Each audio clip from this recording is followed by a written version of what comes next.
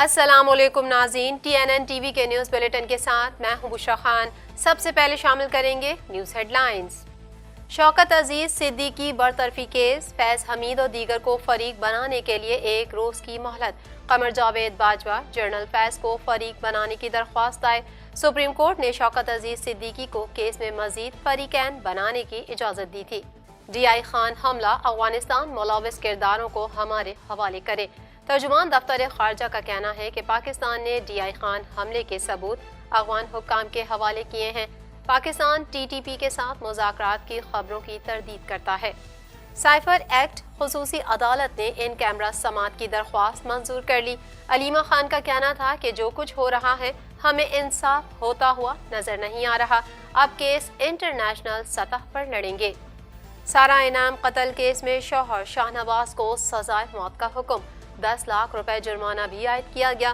ملزمہ سمینہ شاہ کو عدم ثبوت کی بنا پر بری کر دیا گیا۔ سندھ اور پنجاب کے متعدد علاقوں میں شدید دھند کے ڈیرے، مختلف مقامات پر موٹر ویز بند۔ دنیا کے آلودہ ترین شہروں میں لاہور کا 6واں نمبر۔ غزہ میں جنگ بندی کے لیے کینیڈا اقوام متحدہ میں ووٹ، لبرل کابینہ منقسم۔ Liberal MP Anthony house father کی غزہ میں جنگ بندی کی مخالفت۔ کینیڈین وزیر اعظم کا کہنا ہے کہ جنگ بندی یک طرفہ نہیں ہو سکتی۔ کینیڈا کے صوبہ انٹیریو میں شدید سرد موسم کی وجہ سے متعدد گاڑیاں آپس میں ٹکرا گئیں، 12 گاڑیاں حادثے کا شکار ہوئیں، 2 افراد زخمی۔ انوائرمنٹ کینیڈا کے مختلف علاقوں میں برفانی طوفان کی وارننگ۔ کینیڈین وزیر ماحولیات کا COP 28 کے اختتام پر معاہدہ، اسٹیون گیلبو نے معاہدے کو یادگار قرار دے دیا۔ اسٹیون گیلبو نے کہا کہ کینیڈا نے معاہدے کو مستحکم کرنے میں اہم کردار ادا کیا۔ غزہ میں اسرائیلی درندگی جاری، شہداء کی تعداد 18,682 تک پہنچ گئی۔ یورپی یونین نے یہودی آباد کاروں پر پابندی کی حمایت کر دی۔ روس کا اسرائیل فلسطین تنازع کے حل کے لیے اہم مطالبہ۔ امریکی ایوان نمائندگان نے بائیڈن کے مواخذے کے لیے تحقیقات کی اجازت دے دی۔ تحقیقات کے حق میں 221 اور مخالفت میں 212 ووٹ پڑے۔ امریکی صدر بائیڈن نے اس اقدام کو بے بنیاد اور سیاسی شعبدہ‌بازی قرار دے دیا۔ ہیڈ لائنز آپ نے جانی اور اب شامل کریں گے خبروں کی تفصیل۔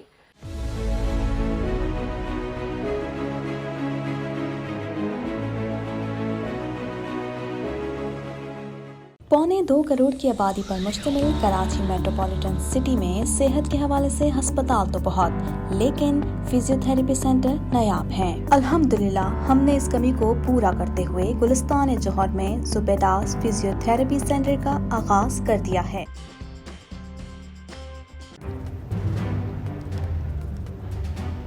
Islamic Finance TV, the only TV channel of the fastest growing Islamic economy in the world and the prime mover of Islamic finance news.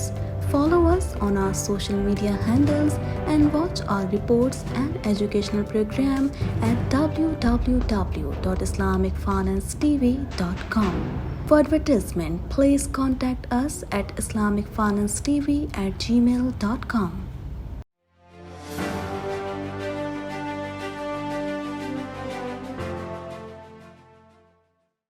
Supreme court نے اسلام آباد ہائی کورٹ کے سابق جج شوکت عزیز صدیقی کی برطرفی سے متعلق کیس کی سماعت جمعے تک ملتوی کر دی۔ مزید تفصیلات اس رپورٹ میں۔ سپریم کورٹ نے اسلام آباد ہائی کورٹ کے سابق جج شوکت عزیز صدیقی کی برطرفی سے متعلق کیس کی سماعت کل تک ملتوی کر دی۔ چیف جسٹس پاکستان قاضی فائز عیسیٰ کی سربراہی میں سپریم کورٹ کے 5 رکنی لارجر بینچ نے سابق جج شوکت عزیز صدیقی کی برطرفی سے متعلق کیس کی سماعت کی۔ جسٹس امین الدین خان، جسٹس جمال مندوخیل، جسٹس حسن اظہر رضوی اور جسٹس عرفان سادات بھی لارجر بینچ میں شامل ہیں۔ وفاقی حکومت نے شوکت عزیز صدیقی کی درخواستیں قابل سماعت ہونے پر اعتراض اٹھاتے ہوئے کہا کہ شوکت عزیز صدیقی کی درخواستیں قابل سماعت ہونے کی مخالفت کرتے ہیں۔ چیف جسٹس قاضی فائز عیسیٰ نے کہا کہ پریکٹس اینڈ پروسیجر قانون بن چکا ہے، صحافیوں کو بھی دیکھنا چاہیے کہ قانون کے مطابق بینچز بنتے ہیں۔ موبائل پکڑ کر ہر کوئی صحافی نہیں بن جاتا، بلکہ صحافی کا بڑا درجہ ہوتا ہے۔ ملک میں جمہوریت آ رہی ہے تو عدلیہ میں بھی جمہوریت آ رہی ہے۔ حامد خان نے سابق جج شوکت عزیز صدیقی کی تقریر کا ٹرانسکرپٹ پڑھ کر عدالت کو سنایا اور بتایا کہ ان کے سائل کو کہا گیا کہ اگر آپ نے ان کی خواہش کے مطابق فیصلہ سنا دیا تو آپ کو چیف جسٹس بنا دیا جائے گا، جس پر چیف جسٹس نے حامد خان کو ٹوکتے ہوئے کہا کہ اگر آپ کسی پر الزام لگا رہے ہیں تو اس کو آپ کو پارٹی بنانا چاہیے۔ حامد خان بولے ہمیں اس وقت موقع نہیں دیا گیا تھا۔ چیف جسٹس نے کہا اب تو آپ کے پاس موقع بھی ہے۔ چیف جسٹس پاکستان نے کہا تباہی یہ ہے کہ ہم شخصیات کو برا نہیں کہتے اور ادارے کو برا کہتے ہیں۔ ادارے تو وہی رہتے ہیں، ادارے کو لوگ چلاتے ہیں۔ اداروں میں اچھے اور برے لوگ بھی ہوتے ہیں۔ کبھی کبھی عدالت میں کچھ بھی بول دیتے ہیں، بعد میں فیصلہ لکھنے میں احتیاط کرتے ہیں۔ جسٹس قاضی فائز عیسیٰ نے ریمارکس دیے اگر آپ کسی پر الزام لگا رہے ہیں تو اتنا تو ہونا چاہیے کہ ہم انہیں بھی سنیں۔ ہو سکتا ہے وہ آ کر مان لے اور ہو سکتا ہے وہ آ کر اپنا کوئی موقف پیش کرے۔ میرا اصول ہے کہ جس پر الزام لگاؤ اس کو بھی سنو، ہو سکتا ہے وہ الزامات کو تسلیم کر لے۔ اگر کسی شخص کو فریق نہیں بناتے تو اس شخص کا نام مت لیجیے گا۔ جسٹس جمال خان مندوخیل نے استفسار کیا آپ کا الزام ایک شخص پر ہے یا ادارے پر؟ جس پر حامد خان نے کہا میں نے متفرق درخواست میں فیض حمید اور ISI کے بریگیڈیئر کا گھر آنے کا ذکر کیا ہے۔ جس پر جسٹس قاضی فائز عیسیٰ نے کہا جب آپ کا الزام ایک فرد پر ہے تو اسے فریق تو بنائیں۔ سپریم کورٹ نے سابق DGI SI فیض حمید سمیت دیگر کو کیس میں فریق بنانے کے لیے 1 روز کی مہلت دیتے ہوئے کیس کی سماعت کل تک ملتوی کر دی۔ ترجمان دفتر خارجہ ممتاز زہرا بلوچ نے کہا ہے کہ DI خان حملے پر افغانستان TTP کے خلاف کارروائی کر کے ملوث کرداروں کو پاکستان کے حوالے کرے۔ مزید جانتے ہیں اس رپورٹ میں۔ ترجمان دفتر خارجہ ممتاز زہرا بلوچ نے کہا ہے کہ DI خان حملے پر افغانستان TTP کے خلاف کارروائی کر کے ملوث کرداروں کو پاکستان کے حوالے کرے۔ اسلام آباد میں ہفتہ وار بریفنگ کے دوران ترجمان دفتر خارجہ ممتاز زہرا بلوچ نے کہا کہ پاکستان نے DI خان حملے کے ثبوت افغان حکام کے حوالے کیے ہیں۔ افغانستان نے ڈیرہ اسماعیل خان حملے کی تحقیقات کا اعلان کیا ہے۔ افغانستان اس کی آزادانہ اور شفاف تحقیقات کرے۔ افغان اتھارٹی سے درخواست ہے دہشت گردوں کے خلاف مؤثر کارروائی کریں۔ آرمی چیف کے دورہ امریکہ پر ترجمان نے کہا کہ آرمی چیف کے دورہ امریکہ میں پاکستانی وزارت خارجہ کا کردار شامل ہے۔ آرمی چیف کی امریکہ میں متعلقہ عسکری اور حکومتی عہدیداران سے ملاقاتیں شیڈول ہیں۔ ترجمان نے کہا کہ پاکستان کافی برس سے دہشت گردی کا شکار ہے اور پاکستان حقائق پر مبنی بیانات دیتا ہے۔ ہماری سیکیورٹی فورسز دہشت گردوں کا نشانہ بن رہی ہیں۔ TTP سمیت دہشت گردوں کی پناہ گاہیں افغانستان میں ہیں۔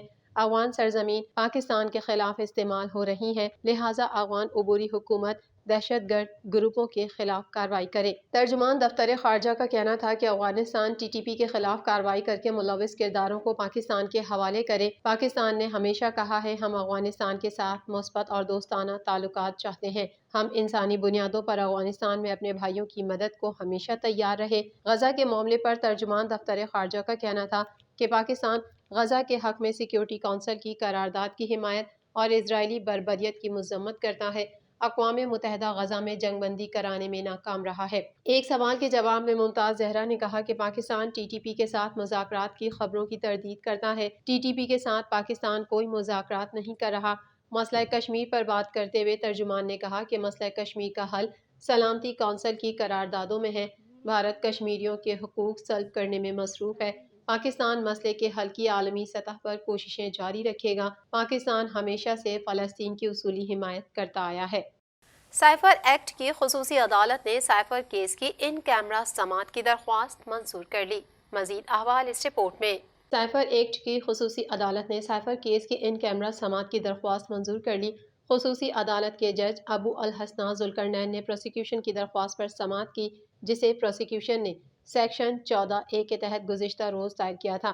دوران سماعت FIA کے پروسیکیوٹر رضوان عباسی نے اپنے دلائل میں کہا کہ آفیشل سیکرٹ ایکٹ کی سیکشن 14 کے تحت سماعت ان کیمرہ ہونی چاہیے۔ حالات و واقعات کے تناظر میں خفیہ ٹرائل کا کہا گیا ہے اور سائفر سیکرٹ تھا تو سماعت بھی ان کیمرہ ہونی چاہیے۔ دوسری جانب بانی چیئرمین PTI کی ہمشیرہ علیمہ خان کا کہنا ہے کہ سائفر کیس میں سابق چیئرمین PTI کو سزائے موت ہو سکتی ہے، جبکہ ہمیں گھر سے نکلنے کے بعد فالو کیا جاتا ہے اور دھمکیاں دی جاتی ہیں۔ اڈیالہ جیل کے باہر میڈیا سے بات کرتے ہوئے بانی چیئرمین PTI کی ہمشیرہ علیمہ خان کا کہنا تھا کہ کمرہ عدالت میں ڈبے بنا دیے گئے ہیں، اندر خوف کس چیز کا ہے، مجھے سمجھ نہیں آ رہی۔ ساری فیملی اندر تھی اور باہر سے تالا لگا دیا گیا تھا۔ علیمہ خان کا کہنا تھا کہ جو کچھ ہو رہا ہے ہمیں انصاف ہوتا ہوا نظر نہیں آ رہا۔